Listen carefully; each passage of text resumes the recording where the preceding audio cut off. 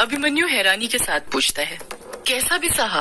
क्या बिसाहा किया था यामिनी ने तेरे पापा के साथ? युग नाम में अपना सिर हिलाते हुए कहता है, नहीं, मुझे नहीं पता, पर यामिनी ने मेरे पापा के साथ कुछ न कुछ बिसाहा जरूर किया था और मुझे तो लगता है उसी बिसाहा के कारण उसने मेरे पापा को मारा होगा जब वो बिसाहा पूरा नहीं हुआ होगा। अभिमन्यु युग की आंखों में देखते हुए कहता है, युग, ये बात तो पूरा गांव जानता है कि लेखक बाबू को यक्षिणी ने ही मारा था, लेकिन ये नहीं पता था कि किस वजह से। हो सकता है इन सब के पीछे की वजह बिसाहा ही हो, पर आखिर यक्षिणी ने तेरे पापा के साथ क्या बिसाहा किया होगा और क्यों? उसे तेरे पापा के साथ बिसाहा करने की क्या जरूरत पड़ गई? युग खामोश ही रहता है। वो तो अभी भी यामिनी के ख्यालों में ही खोया हुआ था। वो अभी भी यकीन नहीं कर पा रहा था कि उसकी यामिनी ऐसा कुछ कर सकती है।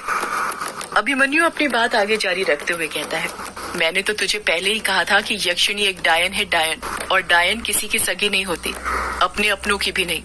अपने काम को अंजाम तक पहुंचाने के लिए वो किसी भी हद तक पहुंच जाती है, पर तू ही यकीन नहीं करता था। अब तो हो गया ना तुझे मेरी बातों पर यकीन कि यक्षिणी अच्छी नहीं है बल्कि एक डायन है, डायन। अभिमन्यु ने इतना कहा ही था कि तभी एक औरत की चीखने की आवाज सुनाई देती है। औरत की चीख इतनी खौफनाक थी कि पेड़ों पर बैठे सारे चमगादड़ उड़ने लग गए थे। बंगला मुड़ा घाट और जंगल में एक हलचल सी मच गई थी। चारों तरफ उस औरत के चीखने की आवाज अभी भी गूंज रही थी। अभिमन्यु घबराते हुए युग से कहता है, ये किसकी चीख थी? ऐसा लगा जैसे चीख ग्रेवयार्ड कोठी की तरफ से आई हो। कुछ प्रॉब्लम है, चल कर देखते हैं। इतना कहकर अभिमन्यु और युग दोनों ग्रेवयार्ड कोठी की तरफ जाने लग जाते हैं। इस तरफ ग्रेवयार्ड कोठी में डायना के चीखने की आवाज अभी तक गूंज रही थी। पूरी ग्रेवयार्ड कोठी में अंधेरा छाया हुआ था, कुछ दिखाई नहीं दे रहा था। डायना एक अंधेरे कमरे के अंदर थी। वहाँ इतना अंधेरा था कि डायना तक ठीक से दिखाई नहीं दे रही थी, बस उसकी लंबी लंबी आहें भरने की आवाज सुनाई दे रही थी। उसी कमरे के अंदर डायना के चीखने की गूंज अभी भी गूंज रही थी। 5 मिनट पहले उसी कमरे के अंदर डायना के हाथ में वही पुराना कागज था जो उसे ब्लेजर के अंदर से मिला था। डायना उसी कागज को पढ़ने में लगी हुई थी। उसका पूरा ध्यान कागज को पढ़ने में था। जैसे जैसे वो कागज पढ़ते जा रही थी, उसके चेहरे के एक्सप्रेशन बदलते जा रहे थे। तभी अचानक से पूरी ग्रेवयार्ड कोठी की लाइट चली जाती है और कमरे के अंदर अंधेरा छा जाता है। डायना बड़बड़ाती है, ये लाइट को क्या हो गया? ये कैसे चली गई? डायना कुछ अंदाजा लगा पाती और अपने कदम आगे पीछे बढ़ाती, तभी अचानक से उसके हाथ में जो पुराना कागज था उसमें आग लग जाती है। कागज जलने लग जाता है। कागज को अपने आप जलता हुआ देखकर उसकी आंखें फटी की फटी रह गई थी। देखते ही देखते कागज पूरी तरह जलने लग जाता है। आग की आंच डायना के हाथ तक पहुंचने लग गई थी। डायना उसी वक्त उस कागज को छोड़ देती है। अगर वो कुछ पल और कागज को पकड़कर रखती तो उसका हाथ जल जाता। कागज फर्श पर गिरता है और पूरी तरह जल जाता है। उस कागज के जलने के साथ ही कमरे के अंदर एक अजीब सी गंध महकने लग गई थी। वो महक ऐसी थी जैसे किसी सड़ी हुई बॉडी में से आती है। कागज के जलने से कमरे के अंदर जो थोड़ी देर के लिए उजाला हुआ था, कागज के राख बनने के साथ ही कमरे के अंदर वापस से अंधेरा छा जाता है। अंधेरे में डायना बुरी तरह डर गई थी। उसकी तेज तेज चलती दिल की धड़कनों से वो डर साफ समझ में आ रहा था। डायना कमरे से बाहर निकलने के लिए अपने कदम आगे बढ़ाने ही वाली थी कि तभी उसे एहसास होता है जैसे किसी ने उसके दोनों वक्षों पर हाथ रखे हो। कोई उसके दोनों वक्षों पर हाथ फेर रहा हो। डायना घबरा जाती है और तुरंत अपने हाथों से अपने वक्षों को छूने लग जाती है, पर उसके वक्षों पर किसी और का हाथ नहीं था। कोई उसके वक्षों को नहीं छू रहा था। अभी डायना ने अपने वक्षों पर हाथ रखे ही थे कि तभी उसे फिर एहसास होता है जैसे किसी ने उसके बदन को छुआ हो, पर इस बार उसके वक्षों को नहीं बल्कि उसके कपोल नितंबों को। कोई उसके नितंबों को मसल रहा था। डायना अपने हाथ अपने वक्षों से हटाकर अपने नितंबों पर ले जाती है, पर वहाँ पर भी किसी और का हाथ नहीं था। कोई डायना के बदन को बार बार छूने लग जाता है। कभी डायना को किसी के हाथ का स्पर्श अपने वक्षों पर, कभी नितंबों पर तो कभी मादक कमर पर महसूस हो रहा था। डायना डरते हुए हकलाते हुए कहती है, कौन है? कौन है?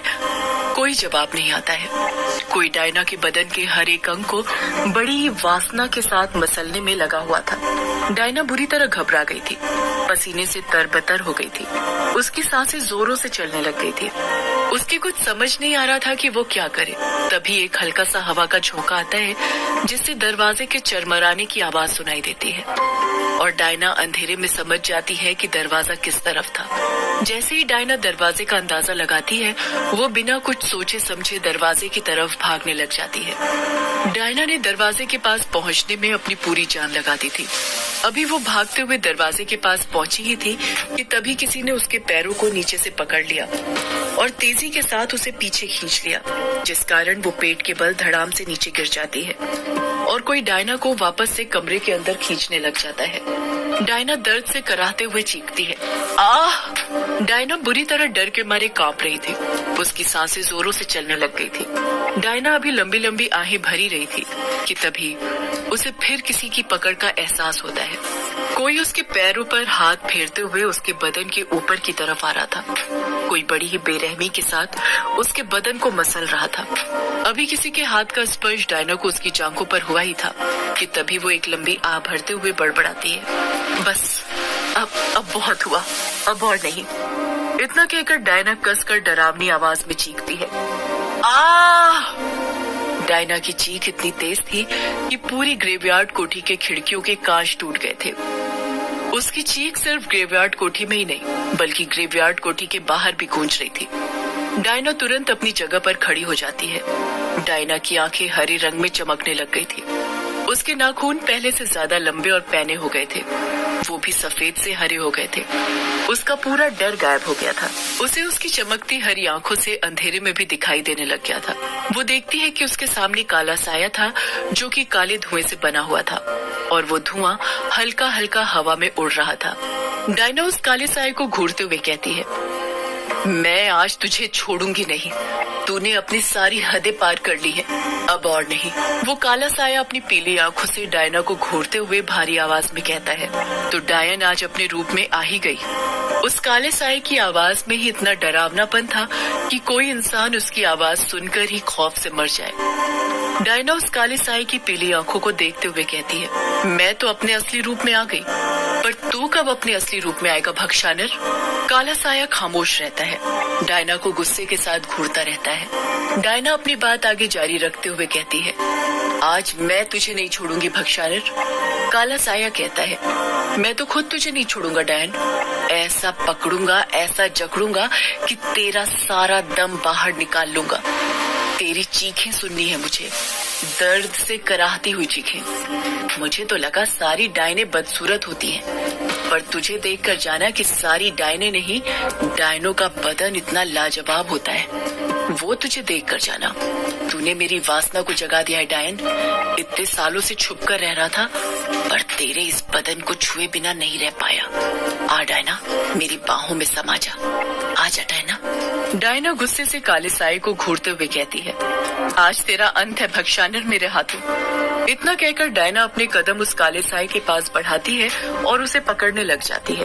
पर जैसे ही डायना उसे पकड़ने की कोशिश करती है, वो काला साया उसके हाथ में नहीं आता है, हवा की तरफ फुर्र हो जाता है, क्योंकि काला साया पूरा धुएं से बना हुआ था।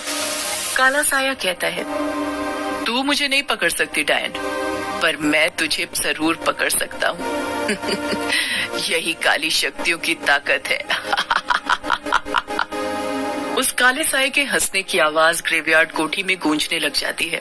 डायना उस काले साये को घूरते हुए कहती है, तू भूल रहा है भक्षानर कि मैं भी एक डायन हूँ और मेरे पास भी काली शक्तियाँ हैं, जो तेरी इन काली शक्तियों को पकड़ भी सकती हैं और उनको खत्म भी कर सकती हैं। डायना जैसे ये बात बोलती है, डायना के पीछे लटक रही चोटी अपने आप लहराने लग जाती है, जैसे उसमें जान हो। वो चोटी नागिन की तरह हिल रही थी। देखते ही देखते डायना की चोटी लंबी होने लग जाती है और वो काले साये की गर्दन में लिपटने लग जाती है। डायना की चोटी काली शक्तियों से बनी हुई थी और काले साये का धुआं भी काली शक्तियों से बना था, और एक काली शक्ति दूसरी काली शक्ति को छू सकती है, जिस कारण डायना की चोटी उस काले साये के धुएं को पकड़ पा रही थी। काला साया कहता है, नहीं नहीं। डायना की चोटी पूरी तरह से काले साये से लिपट जाती है। ऐसा लग रहा था जैसे डायना की चोटी उस काले साये को सिकुड़ रही हो और काले साये का साइज कम हो रहा हो। काला साया कहता है, रुक जा डायन। डायना आक्रोश के साथ कहती है, रुकूंगी भक्षानिर, पर तेरा दम निकालने के बाद। इतना कहकर डायना उस काले साये को और कसकर दबोचने लग जाती है।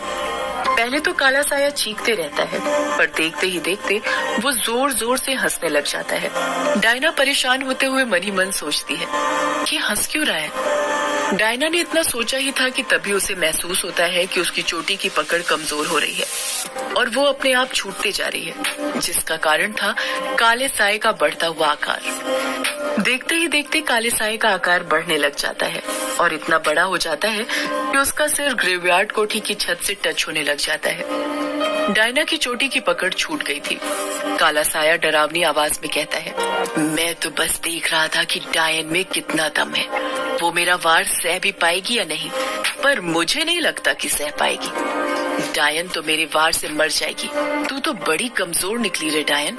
डायना इतना घबरा जाती है कि उसके समझ में नहीं आता वो क्या करे।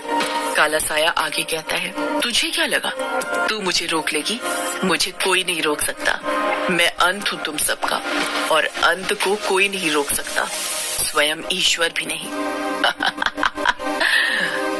इतना कहकर काला साया हंसने लग जाता है। डायना को उसकी आंखों के सामने दरवाजा नजर आ रहा था।